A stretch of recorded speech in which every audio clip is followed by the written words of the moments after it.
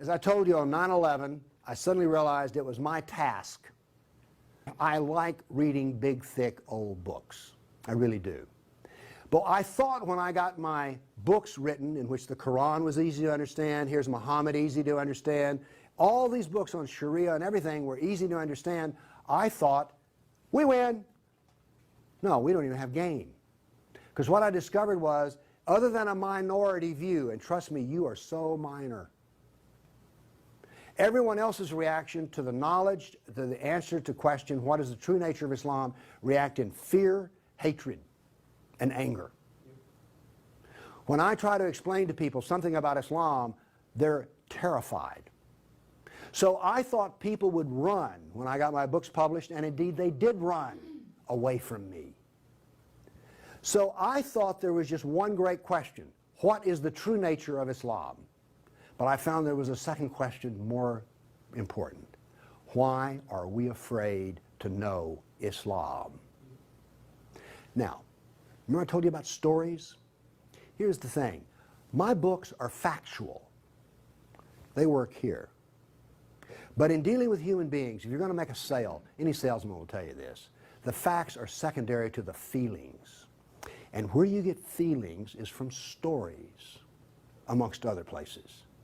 And I began to think about, why is everyone so afraid even though they don't know anything? Well, it turns out they do know little figments of stories about Islam that involve violence. And the knowledge that they were into the slave trade does not come as a shock, really. The problem is we don't know the history of Islam.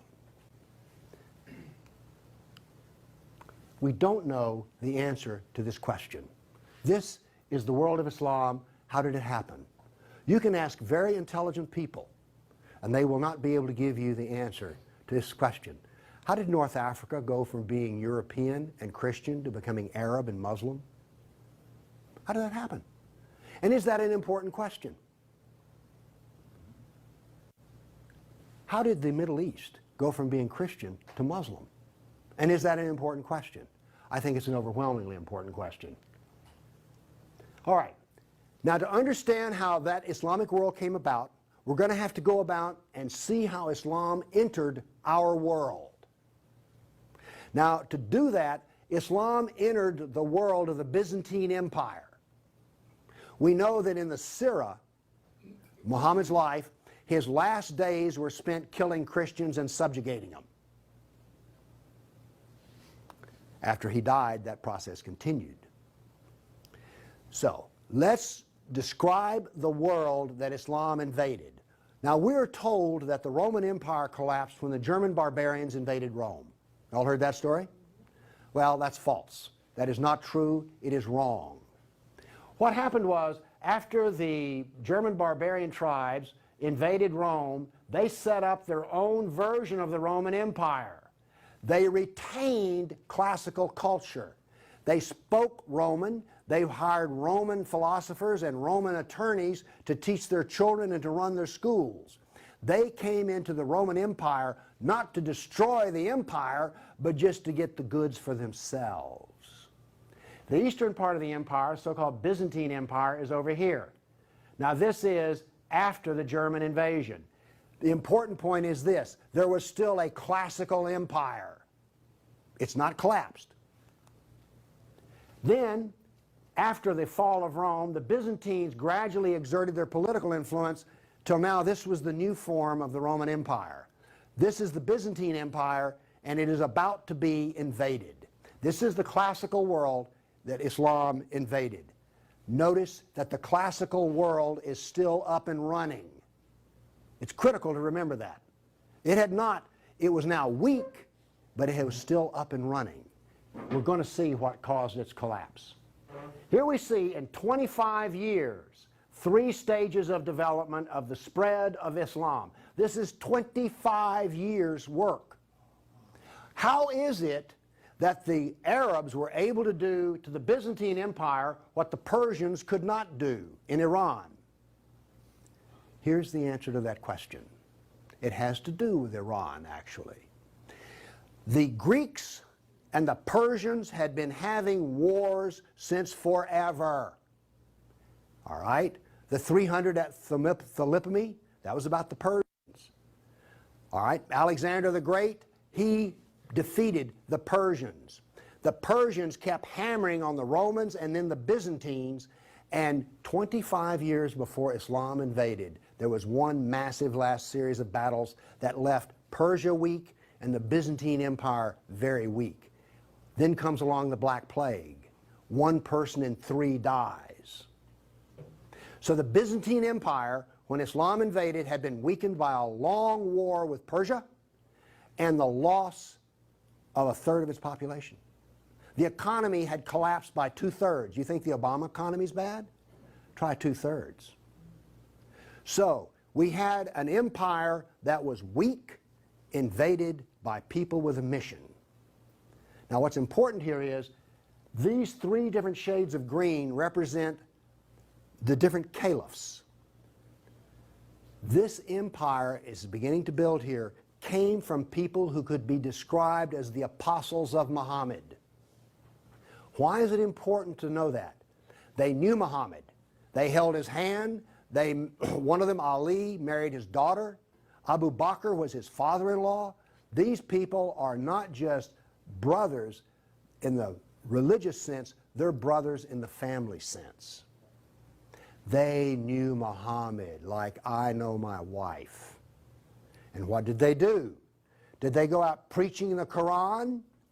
No, they didn't. They picked up their swords, got on their camels and horses, and went out whacking Christians and Persians.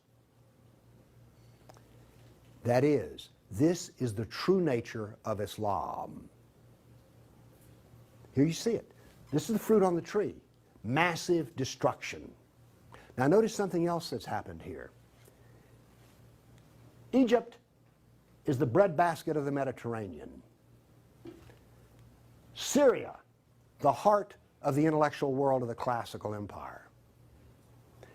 In 25 years, the classical civilization lost its ability to feed itself and lost its biggest brain trust. This destroys classical Christianity. Christianity that we have today is a bloody stump of the original Christianity. Why? This destroyed the heart of it, transformed it. The first stage of the annihilation of classical empire, gone. The heart of it's gone. Okay. A century later, notice over here in Spain, 750 AD, Spain is already Muslim. This is rapid fire conquest. This is going to become very important because this happened as it were in the life of a nation overnight. This brutal assault is the key as to why we fear Islam. Now then, you're next going to see history that you've not heard before. I'm not a historian, but I am a scientist. And I can reason from data. I knew, once I read the story of Muhammad, that I had been fed a pack of lies about what caused the Dark Ages. Roman barbarians didn't cause the Dark Ages. First off, why would these barbarians were Germans? These are the same people who made Germany. You're telling me they were too stupid to learn how to do Roman law and stuff? Of course not. They were very intelligent people. They didn't cause the collapse. But that's the classical theory. If you go to Vanderbilt, that's what they'll teach you. Here we go with the data. There has recently been a lot of classical ancient works that have been translated and put into a database format so they can be accessed. There's been massive archaeological research under the ocean and at the edge of the Mediterranean. From this archaeological research, we're able to track history and economies. All right? That figure I gave you about how the economy collapsed, that came from the study of sunken vessels. If you see a lot of sunken ships, there was a lot of ships sailing around. When they go down, the economy goes down. So from this data, we know a lot. And this, in particular, the database of ancient documents, gives us 548 battles that Islam fought against the classical world. This is all new information. I've talked with people who consider themselves history buffs, and they go, well, let's see, battles of Islam against Europe. Let's see, we've got the invasion, we got Tours, we got the invasion of Gibraltar, we've got Lepanto, Gates of Vienna, collapse of... Okay, that's 5. You talk to a historian, and those are the 5 battles they can scratch up.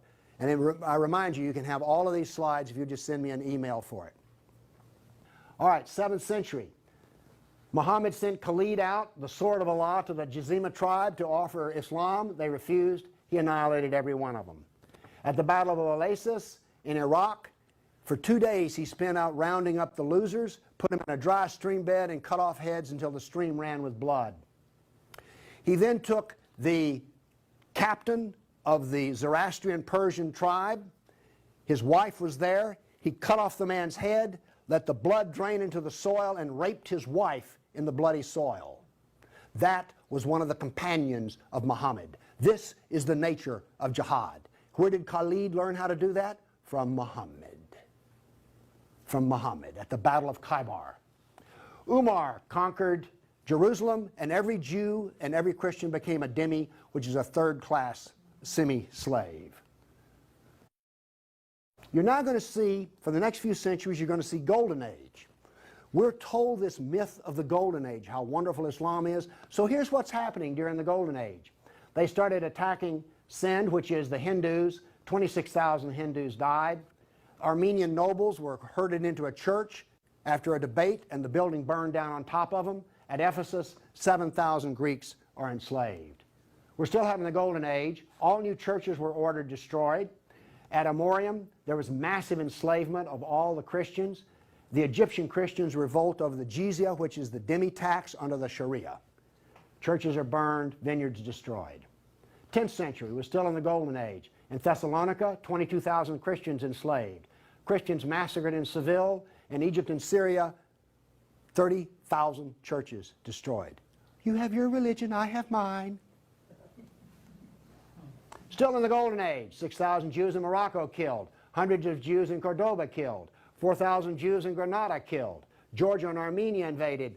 In Hindustan, 15,000 killed, 500,000 enslaved. Golden Age, still upon us. In Yemen, the Jews are given the choice of convert or die. The Christians of Granada are deported to Morocco. And in India, cities are destroyed under the order convert or die. In one town, 20,000 Hindus became slaves. Still the Golden Age. 50,000 Hindu slaves decided to get freedom by converting to Islam. A new 20-year campaign created 400,000 new Muslims out of Hindus. Buddhist monks butchered, nuns raped. In Damascus and Safed, mass murder of Christians. Jews in Marrakesh massacred. Tabriz, forced conversion of Jews. Still, we're in the Golden Age. There are riots in Cairo, churches are burned, Jews of Tabriz are forced to convert. Tamerlane, one of the most evil men who ever lived, massacred 90,000 Hindus in one day. 30,000 in another battle, massacred in cold blood. Another Muslim leader takes 180,000 Hindu slaves. Oops, we're out of the Golden Age. See if you notice any change in tenor. Tamerlane destroys 700 villages in India. Now then comes He then turned to Iraq and annihilated the Nestorian and Jacobite Christians. The Nestorian Christians, half of the Silk Route in China was Nestorian Christian. The Nestorian Christians had emissaries and missionaries in the court of China.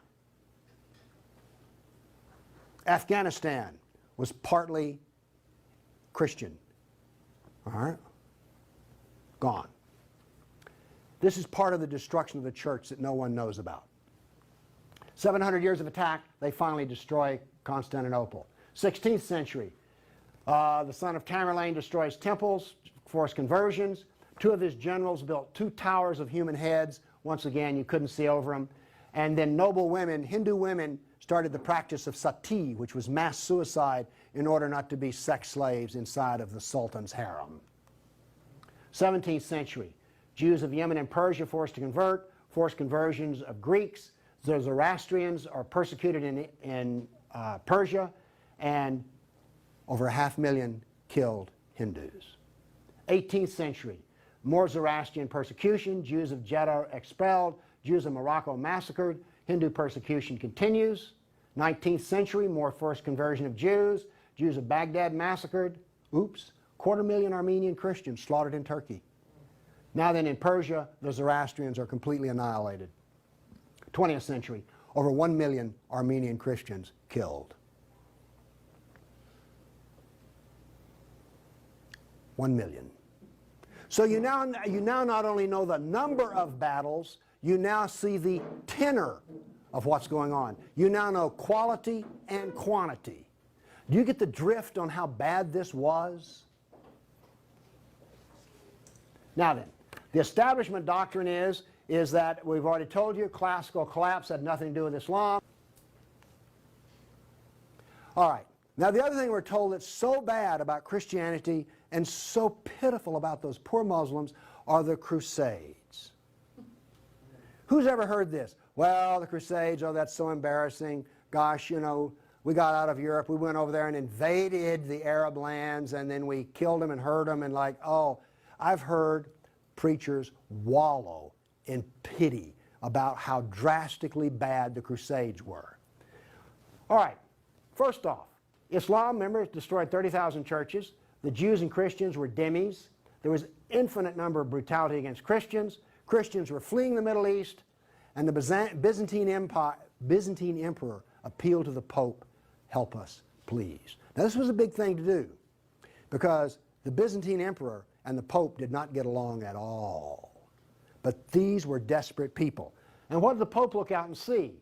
This is the world that he saw in 1100, the time of the First Crusade. Well, let's see, this much of Spain is Muslim, and we're getting our behind kicked on a regular basis. Oh, well, this Christianity's gone. Oops, this Christianity's gone. Do you see the geopolitical problem that the Pope was facing here?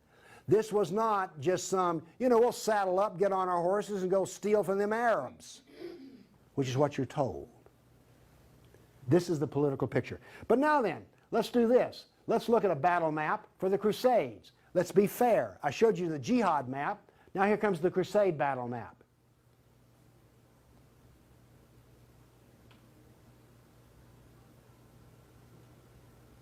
We're almost done. That's it. Now we're told that the Crusades are the moral equivalent of jihad, and therefore we need to be ashamed and whine and cry. All right, the Crusades were defensive, lasted 300 years, and the last one was over 800 years ago. All the jihad was offensive, lasted 1,400 years, and it's happening right now. In all probability, some Christian is being slaughtered in Nigeria today. Now, is this moral equivalence?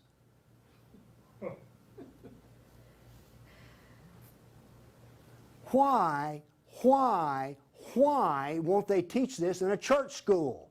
So the ministers will stop, oh, the Crusades were just so terrible. No, the Crusades were one of the few times the church put steel in its spine, and then we apologize for it. Now then, let's go to the great benefits of Islam.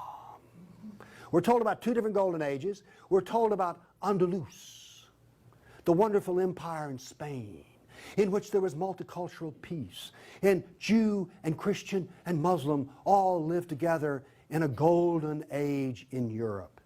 You ever heard that? Well, here we go.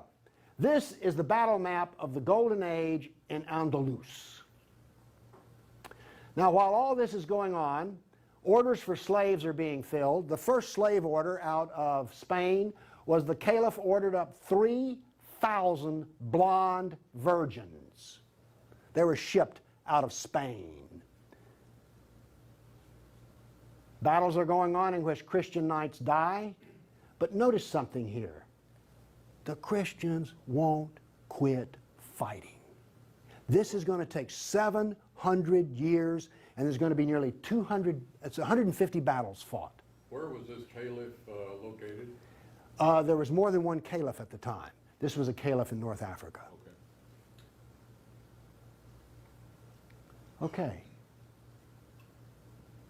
Now then, looking at this, do you understand why when Isabel and Ferdinand were finally in full power, they told every Muslim in Spain to get out of here? They drove everyone out. Okay, my question for you is this. Was Andalus a multicultural golden age or a reign of terror? I claim it was a reign of terror, and it was not a golden age at all. And yes, there were a few people who had it good. The elites had it good. There were some rich Jews and rich Christians that had it good. Also, otherwise, there was constant war, slavery, and Christians had to wear robes so you could tell a Christian from a block away. And a Christian couldn't carry a sword, and they paid special taxes. And then we come to the question, why are we told this story? Now we have the Baghdad Golden Age. Here we go. This is all the battles that are fought during the period of the Golden Age in Baghdad. Now, not only are they as busy as they can be killing Christians, but they're also busy establishing the Sharia doctrine. They're also busy establishing the Hadith doctrine. And they're also busy in doing things like slave trading. You know all those exotic photo pictures you've seen of the harem? They're sort of pre-Playboy sexy, beautiful women in gauzy outfits. All of those women were Christians. Less romantic sounding, isn't it? Okay, those were all the battles that were fought during the mythical Golden Age. Okay, during the Golden Age, Christians and Jews were dhimmis, Christians were sex slaves. Here's one that gets me. During this Baghdad Golden Age, they evolved a philosophy in which there were no laws of nature and there was no cause and effect. I'm a scientist. We work off of two laws, the law of contradiction, does the data contradict the data, and the law of cause and effect. Now then, the Christians did all of the vaunted translation of the Golden Age text, and get this, we're told that this was such a great peak of learning, they destroyed 90% of the books. And we're told that the remaining 10% they preserved is like, oh, this was the Golden Age. Oh, we live in eternal gratitude to the Muslims. If they had come along, we'd have had 100% of them. Presented with a library in India, the largest library in the world was a Buddhist library in Nalanda. They came to him and reported the existence after they had conquered, and they said, what shall we do with the library? The order from the general was this. If it contains any information that is in the Quran, we already have it, burn it. And if it contains any information that is not in the Quran, it is false, burn it. The same was done with most all of the libraries. And why are we told this was some wonderful golden age that preserved knowledge for us? Ottoman Empire, 1683. The reason I have this up here, Islam in Europe. That's the world today. I've now explained to you how this world came about. It came about through relentless, brutal persecution of everyone who was not a Muslim. Now then, let's change to modern times. All of that work stops in 1922. This works off a database of 19,000 jihad attacks since 9/11. There are things like this. I know the date, the country, the city, how many are killed, how many injured, and a description. Now, when you present a guy like me with 19,000 pieces of data, I start asking questions, how do we make this make sense? So let's make it make sense. By the way, you did hear all about these 19,000 attacks in the Tennessean and the local newspaper, didn't you? You did hear about this. It was on the nightly news. This, by the way, is where all these took place. And you'll think that's interesting. And you'll notice something. This is the Islamic world, and it all centers around it. But notice how much is happening in Europe. Okay, here we go. Here we have, in the last 10 years, the total number of attacks. In the green, we have Muslim on Muslim violence. You mean a Muslim will kill a Muslim? Really? They're doing it in Syria as we speak, right? Remember Iran, Iraq? By the way, there's hardly a day in which there's not a jihad attack. Modern jihad is relentless, just like classical. Oh, by the way, one of the things this curve proves right here, Islam is bad for Kafirs, Islam is bad for Muslims. Islam is bad for Muslim and non-Muslim. That's what this data shows us. There are two types of jihad, against the kafir and against Muslim. You see, every time they kill a Muslim, the reason in Syria they're killing other Muslims, they're not real Muslims. Okay? Okay, jihad attacks per year. I just chose the top 4 nations. But this doesn't really give us what we want because Israel's teeny weeny and India's great big, so let's do this on per capita. Now then, Israel, I bet you were surprised about Thailand. You didn't know that Thailand was getting whacked on a regular basis, did you? And look, here's a Christian nation, the Philippines, ranks number 3. And then India was Hindu. Oops, wait a minute. Do you know what I just told you? Jihad is against the Jew, the Buddhist, the Christian, and the Hindu. This is the data. Now you go to these dialogues, these multicultural smoozes they have, where the preacher and the rabbi and the imam show up. The preacher and the rabbi show up to tie, the Muslim shows up to win. And then what does the Muslim tell them? Oh, the Christians and the Jews, they're people of the book. Oh, we're brothers in the religion of Abraham with the Christian and the Jew. You know, we're practically the same. We're brothers in Abraham. How's that stuff work out? Well, here's one of your people of the book. Here's another people of the book. Turns out they'll kill a Jew, a Buddhist, a Christian, or a Hindu just as fast as they will another. So much for being brothers in the religion of Abraham. The data does not support the theory. Therefore, the theory is wrong. There is no brotherhood of Abraham except in the minds of people who occupy pulpits. The jihad is against the Jew, the Buddhist, the Christian, the Hindu, and the secularists, by the way. The secularists are the worst of all.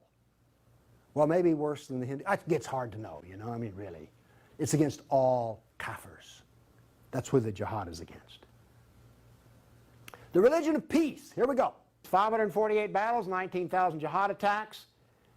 In 12 decades and 1,400 years that are jihad-free. Therefore, Islam is 91% violence and 9% peace. So George Bush was 9% right when he declared religion of peace. Constant violence is why? There's a doctrine. The doctrine of jihad is found in the Sirah, the Quran, and the Hadith. We've already been over this. They don't like kafirs. We have a whole doctrine of jihad within the text. Islam was only successful through jihad. Therefore, we have a doctrine which produces jihad, and it produces this effect of the collapse of civilizations. Here you go. Tears of jihad. 270 million dead over 1,400 years. Read them and weep. Read them and weep. The doctrine drives history. History shows the true nature of political Islam. Political Islam is the enemy of all kafir nations. There's an intellectual history. In 1,400 years, I've read a lot of old documents. They never talk about the Muslim. They talk about the Arab, the Turk, the Moor, Al-Qaeda, Asian, and it's always been by specialists. And today, all the established specialists are apologists for Islam. Why was the Quran code not cracked recently? How come we don't teach Muhammad? And why is the Golden Age propaganda taught? Why do we remain ignorant and keep suffering? I maintain there's a reason for this. I maintain that this constant brutality over the centuries has produced in the Western mind the equivalent of the abused dog, the beaten wife, and the raped child. We do not think correctly. Everybody's seen the beaten dog that when you approach it? That is the Western mind. We deny the attacks. How much jihad is ever reported? The churches will not even admit that a Christian suffers anywhere. Fear. Muhammad used fear. Any public critic of Islam has a certain fear element there. Guilt. Oh, we haven't treated Islam right. If we treated him better, everything would be good. We don't teach the history. We humiliated. Who here is going to go home and brag about how your ancestors were slaves, how your history was annihilated, and that all we teach is the lie of the Golden Age? Have you not noticed since 9/11 how bitter and angry politics has gotten? The reason is we're not allowed to get angry at the enemy, so we get cranky with each other. We're powerless. Anybody want to debate about this? The abuser. Muslims will not admit they sold a single slave or ever killed a person. They're arrogant and self-confident. Islam is perfect. Word Islam means submit. They expect submission out of us, and they get it. Islam is the victim. After 9/11, I heard this. The real victims of 9/11 were the Muslims. You've heard that anywhere? After 1,400 years of jihad, brutality, enslavement, theft, deception, rape, annihilation, and insults, the kafir mind has become identical to that of an abused victim. Our only solution is to face our history and welcome it and embrace it. This is exactly the way we will heal our nation, is the way we heal a person who's been brutalized. You have to go back to the original event. And this is why we are afraid. Thank you.